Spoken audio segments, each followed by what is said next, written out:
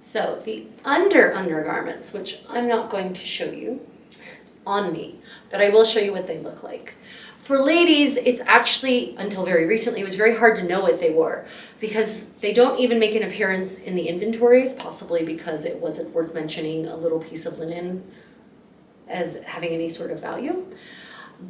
But we don't even see lots of any actual visual representation of women wearing underwear as we, the modern person, would understand it. That being said, about 15 years ago in Austria, castle renovations were happening at Burg Lengberg, and they tore the walls out. They were going to redo the plaster, and they found thousands of pieces of fabric, some of which were mostly whole garments, mostly undergarments made of linen from the 15th century. And in there, they found a pair of linen small clothes that looked very much like this. Tied on the side, smaller in the front, more narrow in the front than in the back, made of linen. Now, we have no way to really know, at least thus far, I don't think we can tell, whether this particular pair was meant for male or female, but it is worth noting that there was no special extra pouch for certain male bits to fit more comfortably. So my theory is that this is actually an extant pair of women's undergarments, small clothes. And I have therefore made several pair of these. And they're very handy. Like I said, they tie on both sides, all linen, very cool and breathable, very adjustable. So that's been your small clothes. The next layer in under things, stockings. Now stockings in Florentine Italian can be called calze or calcetti, but there seems to be a linguistic difference between those two. One seems to be socks, as we understand socks perhaps, and the other is stockings, something that goes up to and over your knee. Perhaps one wore socks underneath the stockings to preserve the feet of the stockings, as I wear through the feet of my stockings with remarkable ease. Could be. These are made from silk, they're knit, and this of course makes them more expensive. Knitting requires actually a bit more material than just weaving flat fabric. Materials are highly expensive, so silk knit stockings are a luxury item for certain. A well-to-do lady might have several pair in her collection, but certainly not the lower classes.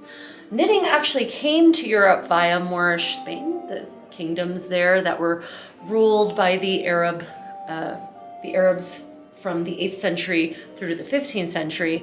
And that skill set actually then spread through the Mediterranean and up into France, all the way up into Paris, where in the early 16th century, the Knitters Guild is actually one of the top 6 guilds of the city. So a highly established art form, or artisanal form, and one that was highly prized by the well-to-do. In fact, there's some apocryphal tale about Elizabeth I of England crying in pleasure after having tried on a pair of Spanish silk stockings that she could never go back to linen stockings again. So that brings us to the alternate version,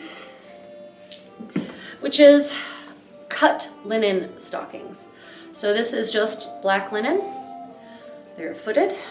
As you can see, it doesn't shape particularly well to the foot.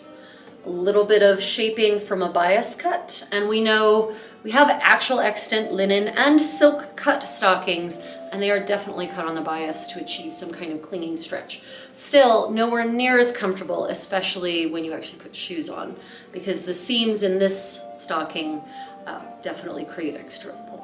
So the Contessa, of course, wears silk stockings that are knit by knitters in Florence. I don't need to import them from the kingdoms of Spain. No, bad kitty. Footwear for ladies in this period was basically a turned leather shoe, as you see here. For Florence, most evidence comes from visual records, but the Thames River in London has been considerate enough to preserve contemporary examples in its anaerobic mud layers, which offer us clues as to the construction and materials of footwear from this era. When it comes to women's shoes, they seem to have come in a variety of colors such as black, brown, red, and even white, because I have servants to keep them that shade. However, even with servants, I would never dream of exiting my palazzo wearing just shoes. It's disgusting out there with a 100% chance of animal feces. So, again, thank you for watching.